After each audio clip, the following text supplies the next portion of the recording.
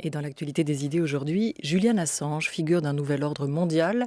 Son procès en extradition va s'ouvrir à Londres le 24 février. Les États-Unis ont formulé contre lui pas moins de 18 chefs d'accusation, dont espionnage. Privé de liberté depuis 10 ans, le fondateur de Wikileaks, qui a publié de nombreux documents secrets américains, risque aujourd'hui 175 ans de prison. On le revoit extirpé, exfiltré de l'ambassade d'Équateur en avril dernier.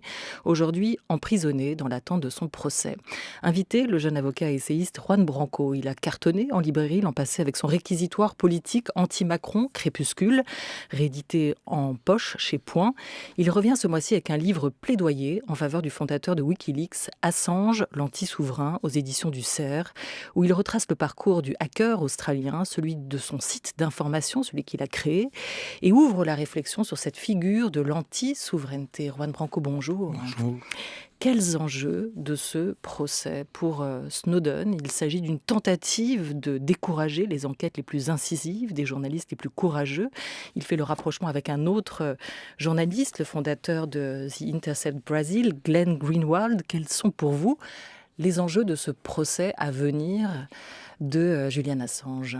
Je pense malheureusement que c'est beaucoup plus trivial. C'est une simple affaire de vengeance, de vindication de la part de l'appareil d'État américain, états-unien, et notamment de la CIA et de son ancien directeur Mike Pompeo, qui ont été humiliés quelques mois seulement après l'élection de Donald Trump, lorsque Wikileaks a révélé l'ensemble de l'arsenal numérique utilisé par la CIA pour pirater ses cibles, ce qui a immédiatement désactivé en fait cet arsenal. Et donc tout d'un coup, la CIA se retrouvait aveugle dans l'espace informationnel, dans une opération qui a été d'une extrême violence pour elle, à un moment où il y avait peut-être un espoir de leur côté de trouver un arrangement avec Julian Assange ou Wikileaks, comme l'avait fantasmé une partie de l'espace dominant de ce pays, et notamment le Parti démocrate.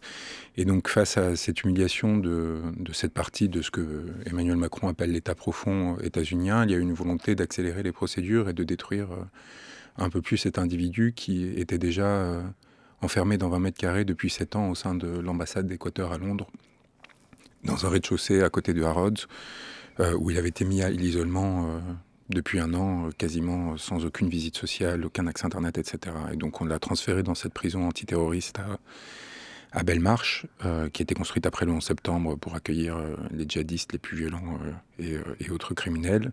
Il y a été mis à l'isolement 23 heures sur 24 jusqu'à il y a quelques jours, avec 2 visites sociales par mois d'abord, pas d'accès Internet, au téléphone, aux journaux télévisés ou quoi que ce soit. Et donc maintenant, à partir du 24, comme vous l'avez dit, jusqu'à fin mai, avec un trou en mars, des procédures d'extradition pour tout simplement l'envoyer aux États-Unis et finir de le détruire et de venger cette humiliation. C'est une tragédie grecque, en fait, à laquelle on assiste. Et je pense que toute tentative de politisation, comme tente de le faire Edward Snowden, de bonne foi, réduit la portée violente de ce qui est en train de se passer. Je pense que ce qui arrive à Julian Assange est grave en soi, et non pas parce qu'il présente une menace pour quoi que ce soit d'autre. Julian Assange est un personnage complètement unique dans l'histoire. Je pense qu'il restera pour très longtemps comme une référence, en bien ou en mal, de par son action technologique et politique. C'est une tentative de politisation pour vous, de mettre en avant, comme le fait Edward Snowden, cette menace que constituent ces accusations en série au nom donc de la liberté de la presse, cette menace de la liberté de la presse. Vous êtes avocat, Julian Assange mérite bien sûr une défense comme tout le monde.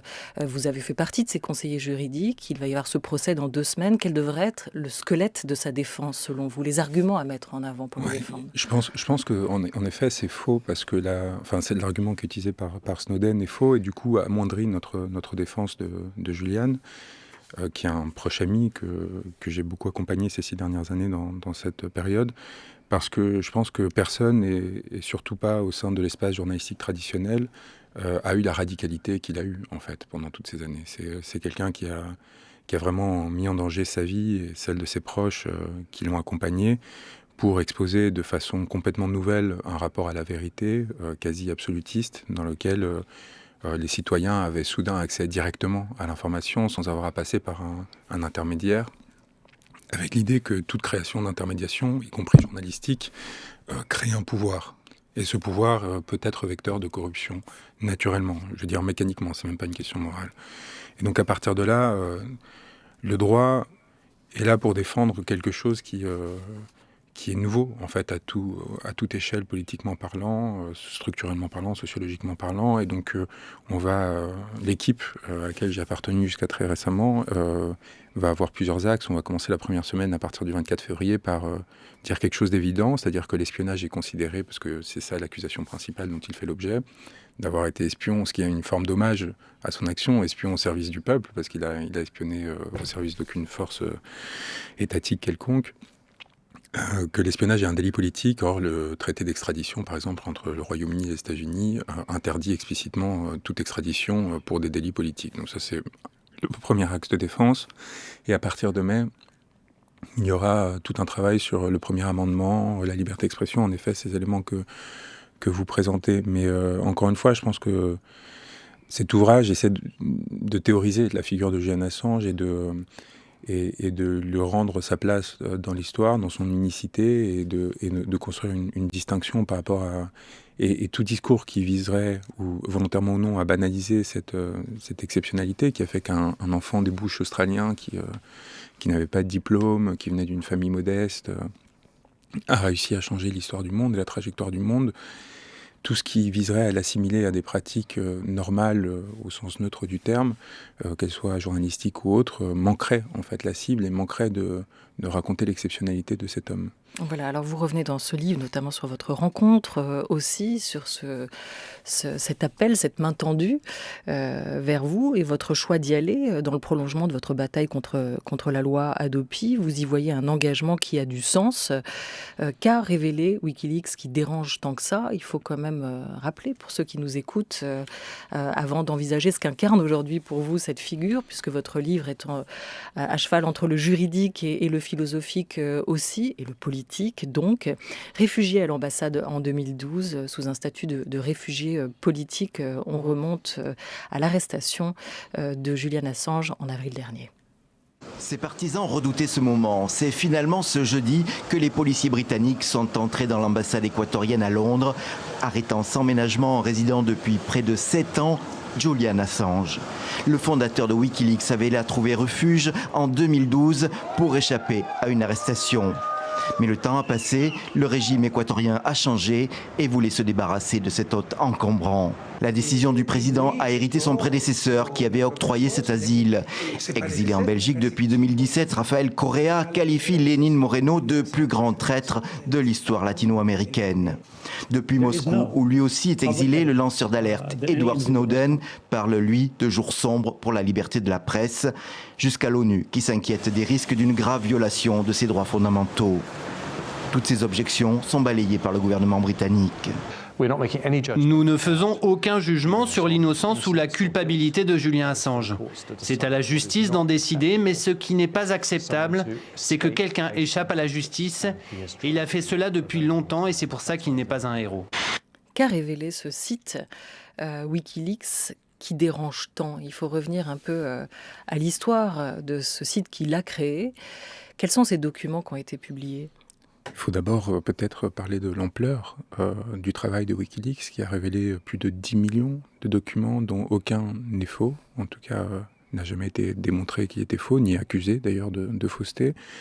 Je pense que c'est le seul média à avoir fait autant de révélations de documents venant d'organisations publiques, d'entreprises, d'États, qui à aucun moment n'a été pris en défaut. En fait, c'est quand même un travail exceptionnel qui était mené par quelques personnes qui étaient pourtant sous une pression extraordinaire, surveillée par l'ensemble des agences de renseignement que comptent les grandes puissances de cette planète.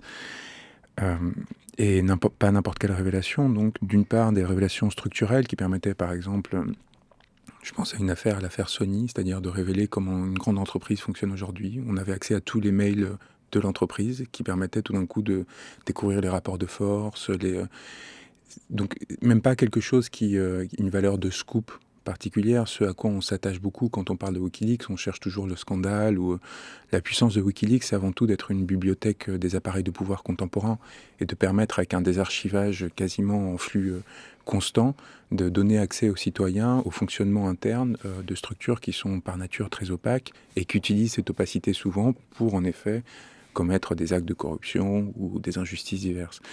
Et donc, cette force-là, elle est extraordinaire et elle est même plus forte encore que les scoops de première ampleur qu'a révélé Wikileaks. Ça a commencé très tôt, dans quelque chose qui est un peu oublié au Kenya, dès 2007, donc un an après la création de Wikileaks, puis après jusqu'en 2009, où il révèle la corruption des principaux clans qui sont au pouvoir au Kenya, ce qui va provoquer une bascule institutionnelle très forte, avec probablement un changement du résultat des élections, qui elles-mêmes vont provoquer en fait une sorte de proto-révolution qui va être écrasée dans le sang avec plus de 1000 morts, alors que les Kenyans essayaient tout simplement de se libérer du joug des deux clans qui les instrumentalisaient.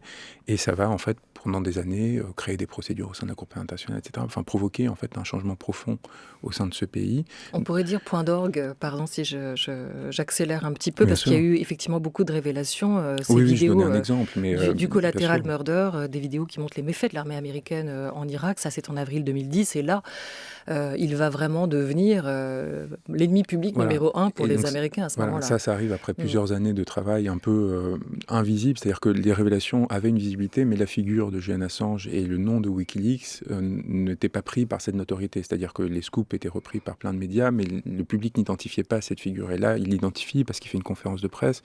On voit cette vidéo où on entend les militaires rire, en fait, alors qu'ils sont en train de massacrer des civils et des journalistes depuis un hélicoptère avec des tirs de mitraillettes. Et donc là, il y a une sorte de point de bascule qui s'accompagne très vite d'une accélération de l'histoire avec les publications de centaines de milliers de documents en Irak et en Afghanistan qui font le quotidien de la guerre, qui révèlent le quotidien de la guerre, des crimes commis, de la façon dont ils sont masqués par les armées alliées.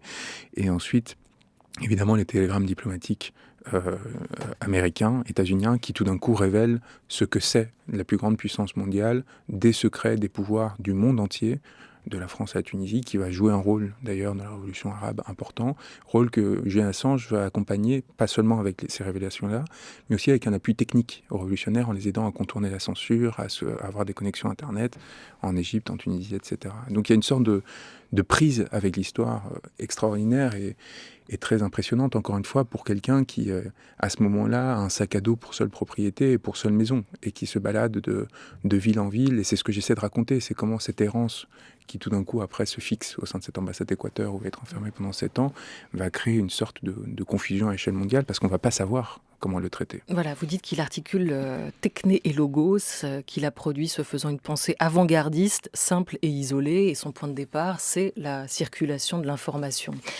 Créé en 2006, donc, ce site Wikileaks est pour vous l'incarnation d'une idée, plutôt qu'une marque, d'une forme d'idéal moral ou de bien.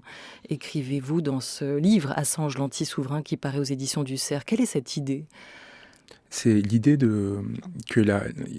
en fait, il y a même plusieurs idées. L'idée principale est évidemment que la vérité doit être exposée, quel qu'en soit potentiellement le coût de court terme. C'est-à-dire que même s'il peut y avoir des effets d'opportunité pour des acteurs malveillants de court terme à créer de la transparence au sein d'appareils étatiques ou institutionnels, sur le long terme, il va y avoir un assainissement des sociétés.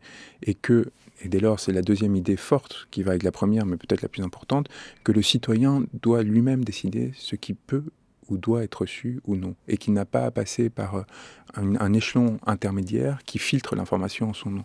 Et c'est en cela, en fait, qu'il y a eu un embranchement, pour moi personnellement, mais je pense aussi que Julian l'a très bien compris avec les Gilets jaunes, qui ont remis en question la question de la démocratie représentative, qui disaient on n'a plus besoin d'élites intermédiaires qui fassent filtre entre nous et le processus de décision, on veut des outils de démocratie directe et ainsi de suite.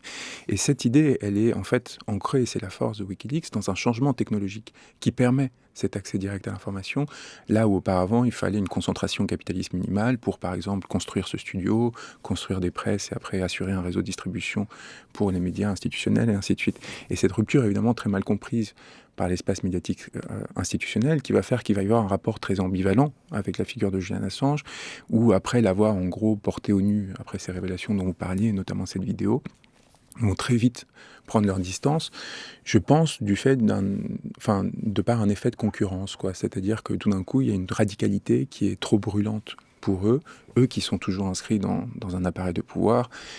Cette radio, par exemple, Radio France, elle est, qu'elle le veuille ou pas, inscrite dans un rapport à l'État. Elle est d'ailleurs en lutte en ce moment pour essayer de préserver des marges de manœuvre qu'elle n'avait pas, avec beaucoup de courage, je trouve. Et Wikileaks se défait, en fait, de ces contraintes. Vous voyez, il y a tout d'un coup une capacité à... Et du coup, ça fait trembler tout le monde. Et toute personne instituée, face à cette nouvelle institution qui... Et c'est là où j'essaie de conceptualiser cette idée d'anti-souverain. C'est-à-dire qu'elle n'essaie pas de prendre place dans le monde de la souveraineté. Elle n'essaie pas de prendre place parmi les institutions. Elle ne fait que les révéler comme un oracle du contemporain, sans à aucun moment se saisir d'un lieu de pouvoir ou en faire quoi que ce soit. Wikileaks est en accès libre, gratuit, n'importe qui peut... il a survécu grâce à la solidarité de milliers de personnes qui, à un moment donné, par exemple, lorsqu'il y a eu un blocus bancaire, c'est-à-dire que les États-Unis ont interdit, en utilisant la législation antiterroriste déjà, à PayPal, Visa, Mastercard de transférer des dons à Wikileaks. Eh bien, c'était autour de 2011, les gens ont commencé à envoyer une petite monnaie virtuelle que personne ne connaissait à l'époque, qui valait quelques centimes d'euros, qui s'appelait des bitcoins, pour essayer de contourner ce... Alors ces bitcoins, depuis, ils valent plusieurs milliers d'euros, et donc ont permis à Wikileaks d'amasser un trésor de guerre qui lui permet de survivre en dehors, en fait, de tout cet espace souverain. Alors, le principe de Wikileaks, c'est l'anonymat aussi du lanceur d'alerte. Vous dites d'ailleurs Wikileaks n'est pas un lanceur d'alerte. Julian Assange n'est pas un lanceur d'alerte. Le site ne donne pas l'origine des sources. On a pas mal reproché justement à Assange. C'est son manque de transparence, lui, sur la gestion de son organisation. Est-ce que vous y voyez un paradoxe ? Je pense c'est là aussi où j'essaie de définir ce que fait Wikileaks, non pas comme un combat ontologique. Par là, je veux dire que Wikileaks n'essaye pas de dire une vérité absolue dans son action. Julian Assange a parfaitement conscience qu'il s'inscrit dans un champ de force. C'est-à-dire qu'il y a une dynamique qui va naturellement vers l'opacité et le secret de la part des appareils de pouvoir et qui tente d'imposer la transparence aux citoyens.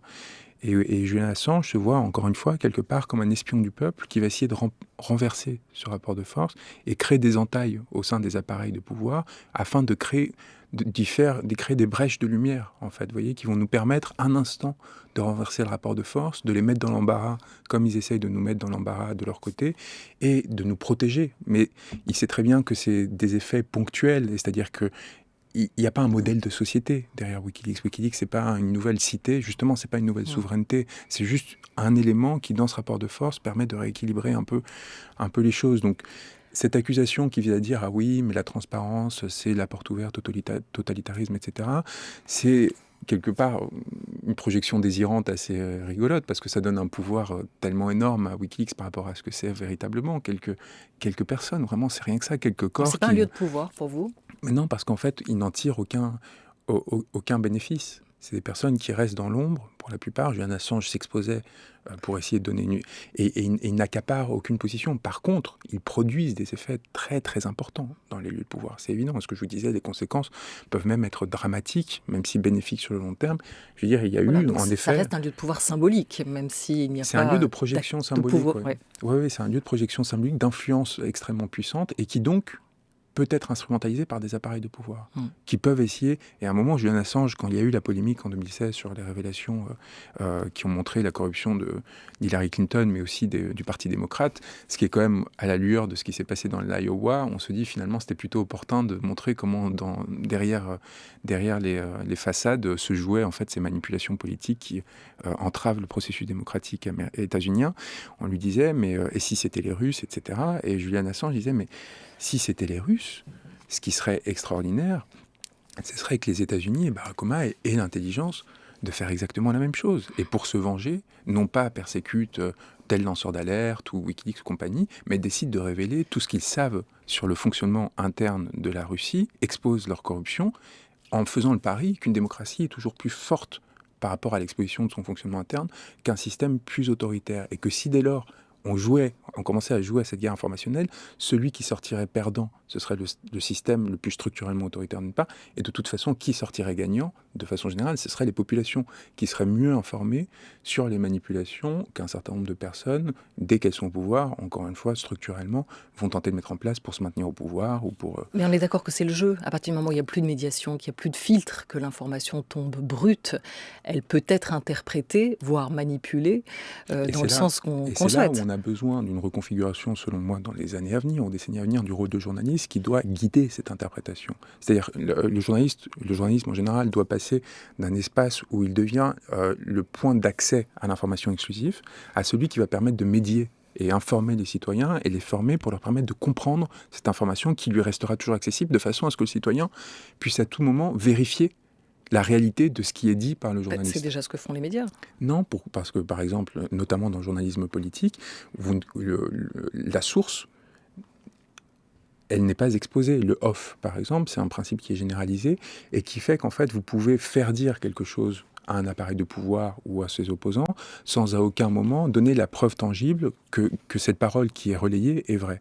Là, par exemple, avec Wikileaks, toute révélation qui est faite sur le site, elle a un document qui l'accompagne, qui prouve qu'en effet, à un moment, cette parole a été produite par un appareil de pouvoir ou l'inverse. Et donc, à partir de là, le citoyen qui lit cette information est capable d'aller vérifier que l'interprétation qui est donnée par le journaliste n'est pas tendancieuse, ou par l'homme politique, ou par tout simplement la personne qui, sur les réseaux sociaux, essaie de l'utiliser à bonne ou mauvaise escient. Allez, j'en reviens à cette figure de Julian Assange, figure qui émerge dans l'espace visible du contemporain, écrivez-vous, le 28 novembre 2010. Depuis, héros pour les uns, traître, criminel pour les autres, c'est une personnalité controversée qui se présente à nous. Qui est Assange? Extrait d'un reportage Arte. Free Julian Assange! Free Julian Assange! C'était une célébrité, l'un des hommes les plus médiatiques au monde, le plus aimé, mais aussi le plus détesté. Tout dépend de quel côté de la justice tu te places. Je crains que ses admirateurs à travers le monde se trompent à son sujet. C'est avant tout un ennemi des États-Unis.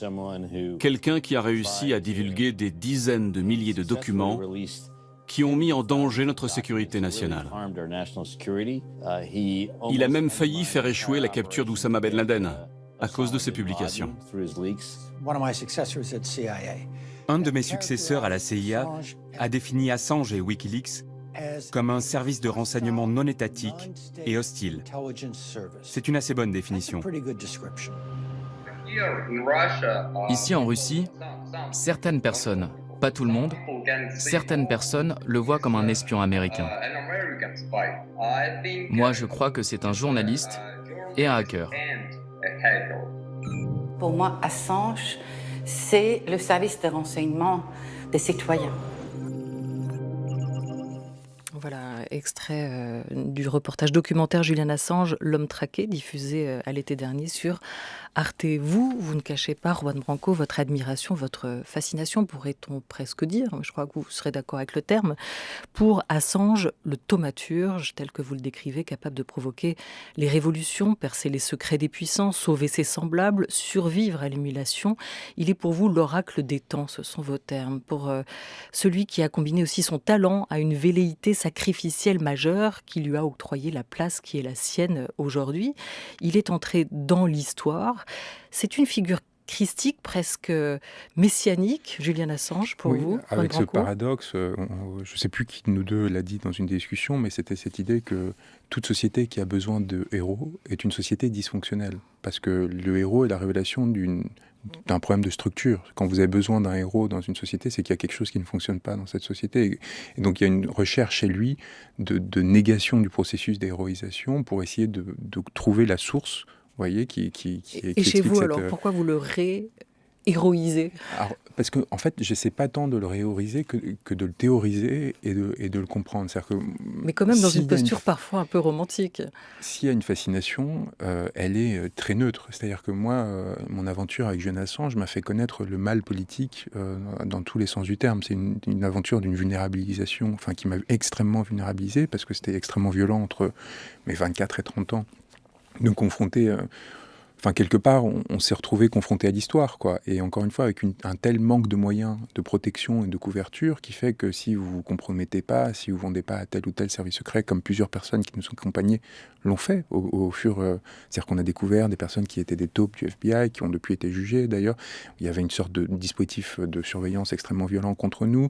Alors, mais on ne pouvait pas en parler parce qu'on n'avait pas les preuves physiques. Alors, il y a quelques mois, on a enfin réussi à retrouver, grâce à un lanceur d'alerte, les vidéos, des caméras cachées et des micros cachés que la CIA avait disposés tout autour de l'ambassade, des filatures qui avaient été faites avec certains avocats et ainsi de suite. Mais tout cela, quand vous le vivez sur le moment, vous n'avez pas les éléments tangibles. Et c'est toute une partie développement que je fais dans le livre sur le rapport à l'intangibilité, c'est-à-dire comment est-ce que vous faites quand vous êtes dans un monde qui est devenu structurellement paranoïaque, en fait, où la surveillance est développée à des niveaux stratosphériques, pour ne pas vous-même devenir paranoïaque par mesure de protection. Alors, et comment vous faites-vous ? Ça a été violent, en fait. Ça a été extrêmement violent. Et à un moment, il a fallu, en fait, accepter un lâcher-prise, mais qui impliquait une perte de capacité d'action. C'est-à-dire que je me dis, de toute façon, on ne peut pas se protéger en l'état. Alors, notre force, c'était qu'on avait en amont connaissance de dispositifs qui existaient. C'est-à-dire, par exemple, quand Julian Assange révèle les outils de la CIA, il le fait en journaliste, mais aussi en ancien hacker, qui sait parfaitement comment elle fonctionne, et du coup, qui sait quel est, en gros, l'état des choses chez l'ennemi. C'est-à-dire, quelle est sa capacité à pirater, comment, etc. Donc, ça nous permettait d'avoir un petit temps d'avance à chaque fois pour essayer de protéger les informations, pour essayer d'esquiver les surveillances. Mais donc, j'ai pas de... Je le vois vraiment comme encore une fois, une figure qui est rentrée dans l'histoire et qui, à partir de là, doit être que j'essaye de scruter de toutes les façons, par toutes les facettes possibles, pour essayer de la comprendre, de ne pas en rester un jugement extérieur ou moral, que ce soit divinisant ou au contraire diabolisant, parce que c'est quand même quelqu'un qui a été accusé J'étais le soldat prêtant allégeance au roi oublié. Ce sont les mots que vous lui écrivez, comme un ange noir, un empereur sans royaume, hein, vous le décrivez aujourd'hui. Ces mots que vous mettez dans ce livre en anglais dans un dernier annexe de cet ouvrage, un dernier mot sur Julian, mais pas en français. Pourquoi ? Je pense que c'était un court texte que j'avais écrit un peu comme ça à une des sorties de l'ambassade pour essayer de décharger la violence en fait de ces rencontres. C'est parce donc encore une fois, il n'y a pas d'idéalisation et il faut... Et il y a une désactivation de l'espace fantasmatique. En fait, quand vous êtes dedans, il y a des moments qui peuvent ressembler à des moments de cinéma. C'est-à-dire, par exemple, il y avait une proto-révolution en Équateur à un moment et on sentait qu'à n'importe quel moment, quelqu'un pourrait rentrer dans l'ambassade et nous sortir de là et arrêter Julian et compagnie. Donc là, vous voyez, vous êtes en train de regarder les images en direct de manifestations à Quito en vous disant quel effet ça va produire à Londres. Mais dans l'ensemble, c'est des choses qui sont avant tout extrêmement âpres, isolantes, et qui déstructure le rapport au lien social. Quand vous n'êtes pas protégé par un appareil de pouvoir, en fait, vous vous retrouvez dans une position de vulnérabilité extraordinaire. Et donc aussi d'écrire tout ça, et d'écrire comment est-ce qu'on est... Qu'est-ce que devient le rapport au bien ou au mal dans cette position-là, c'était pour moi quelque chose que j'ai considéré comme étant un privilège d'avoir vécu après. Et c'est pour ça aussi que je commence avec un prologue sur mon expérience au Quai d'Orsay, au ministère des Affaires étrangères pendant l'affaire syrienne, puis après je décris l'école normale supérieure. Voilà, alors l'école normale, pardon, il reste 3-4 minutes que vous racontez comme vous allez leur parler d'anti-souveraineté dans ce monde qui incarne aussi cette souveraineté. À partir de l'idée de surveillance, vous dites que l'envie vous est venue de théoriser aussi autour de cette figure. À qui vous adressez ce livre, au fond ? Je pense que c'est un livre qui a pour ambition de rester sur le temps long pour, encore une fois, décrypter les enjeux de la société que l'on connaît aujourd'hui. En fait, et Assange est un point d'entrée pour comprendre le rapport aux appareils de pouvoir. C'est pour ça, encore une fois, le Quai d'Orsay, Normal et compagnie, c'est une façon de montrer, comme j'ai vu, c'est là aussi une chance que j'ai, c'est comme j'ai connu ces appareils de pouvoir de l'intérieur, j'ai pas pour le coup, de fascination comme beaucoup de personnes peuvent l'avoir pour Julian, comme celui qui perce les secrets. Quelque part, moi, quand j'étais au Quai d'Orsay auprès du ministre, j'avais accès à tous ces secrets, donc j'ai vu comment se fabriquait, c'est ce que je décris, comment se fabriquait cette information, ce qu'elle révélait de puissance, mais aussi d'impuissance de la part de ces appareils de pouvoir contemporains. Et donc, j'évite cette esquive qui fait qu'un citoyen qui n'a jamais eu accès à ces lieux de pouvoir va avoir une fantasmatique très développée. Alors, parce qu'ils sont construits pour ça, symboliquement parlant, le Quai d'Orsay, Normal, c'est des lieux comme ça qui visent à produire, en fait, une fascination. Et moi, j'essaie de tenir à distance ça, de rentrer justement dans un rapport d'interaction de corps et comment les corps révèlent, en fait, cette réalité profonde, plus terre à terre parfois, et qui montre en fait comment la violence peut naître de la banalité. Voilà, mais ça, parfois c'est vrai que pour vous comprendre, il faut être passé par ces lieux souverains, parce que c'est pas toujours évident sur ça ces dépend, oui. 500 pages et c'est le dernier point de ce livre, c'est que en fait, Assange, il peut se lire de façon, par bloc, en fait. C'est-à-dire qu'il y a en effet des blocs de théorisation, mais on peut sauter sans aucun problème, sans qu'il y ait de problème de lecture. C'est-à-dire qu'il y a des morceaux qui sont plus narratifs, qui permettent des personnes de comprendre comment fonctionne le Quai d'Orsay de l'intérieur, qui était Julian comme individu, et pour ceux qui sont intéressés de rentrer dans un rapport plus conceptuel et plus théorisant, il suffit... voilà, il n'y a pas de linéarité. Enfin, en tout cas, j'ai essayé de le penser comme ça. C'est pour ça qu'il y a ces annexes aussi dont vous parliez tout à l'heure, avec notamment celle qui décrit cette conférence à Censier occupée, donc quand des étudiants ont occupé une partie de la Sorbonne, où je leur parle de Wikileaks, qui est pour le coup une sorte d'introduction très, très facile à lire sur ce qui est développé plus en détail dans le reste de l'ouvrage. Ironie du sort, vous deviez rencontrer Snowden quand vous avez rencontré Assange, mais Assange vous rattrape par le col et vous dit qu'il a plus besoin de vous, car Snowden a tout un pays pour lui, tandis qu'il restait à Assange 20 mètres carrés. Assange, cet oracle des temps, vous l'opposez donc à Snowden, l'oracle d'un temps, l'événement Assange, l'avènement Snowden, écrivez-vous. Ce qui est intéressant aussi dans ce livre, c'est comment vous confrontez ces deux figures et vous distinguez fondamentalement ces deux figures qu'on a souvent tendance, nous, à associer, à confondre derrière l'étiquette de lanceur d'alerte. En quelques mots, qu'est-ce qui les différencie fondamentalement ? Edward Snowden, c'est quelqu'un qui veut corriger le système, qui croit en le système tel qu'il existe et qui considère qu'il y a eu une dérive, mais qui, à un moment, il a un désir de réabsorption par le système existant. C'est un patriote qui veut revenir aux États-Unis, qui considère qu'il a fait son devoir justement de patriote en dénonçant les dérives de l'appareil politique. Julian Assange, c'est beaucoup plus puissant et fort et radical, dans le sens où c'est une remise en cause systémique de l'existence des appareils de pouvoir et de leur fonctionnement. Non pas, lui ne considère pas qu'il y a dérive, lui il considère qu'il y a un problème ontologique. Je pense qu'il se considère en dissident d'une forme d'empire états-unien au sens large du terme. En tant que citoyen australien, il a vu les limites qu'il avait à s'affirmer, que ce soit en termes de liberté par rapport aux États-Unis. Dès 16 ans, je raconte comme il a été poursuivi. Il est rentré dans le réseau du Pentagone. Il a eu des procédures judiciaires très lourdes parce qu'il était un petit hacker de génie à l'époque qui s'amusait en fait et qui va se retrouver avec une vie bouleversée à cause de cette action un peu anodine et en même temps géniale. Et Snowden, au contraire, va s'inscrire dans l'appareil de pouvoir et va dire non, il faut en revenir à une autre forme, mais qui ne change pas substantiellement cette façon de faire. Et le paradoxe, et en même temps non, et en même temps je pense que c'est assez révélateur finalement. Assange, notamment grâce à Sarah Harrison qui travaillait avec lui à ce moment-là, sauve Snowden. Il faut se souvenir de ça. C'est quelqu'un qui à Hong Kong le sort de Hong Kong alors que le Guardian et compagnie l'avaient abandonné. Donc quelque part il l'accueille dans son monde. Juan Branco, vous dénoncez beaucoup depuis quelques années. À quoi vous croyez encore, en un mot ? Ou à qui ? À l'amour et à une forme de rapport à la beauté. Voilà. Merci beaucoup, Juan Branco. Assange, l'anti-souverain. Votre nouveau livre vient de paraître aux éditions du Cerf, à 2 semaines, je le rappelle, du procès qui devrait s'ouvrir à Londres de Julian Assange, le fondateur de Wikileaks. Un grand merci à toute l'équipe aussi de la Grande Table, à Jean-Christophe Brianchon, Bruno Barada, Laura Dutèche-Pérez, pour la Grande Table des idées, à Oriane Delacroix et Henri Leblanc, pour la Grande Table culture. À la réalisation aujourd'hui, c'était Éric Lancien avec Élise Leu. Merci beaucoup aussi à Philomène Villard et à Marceau Vassy pour leur aide précieuse. Très bel après-midi à tous sur France Culture.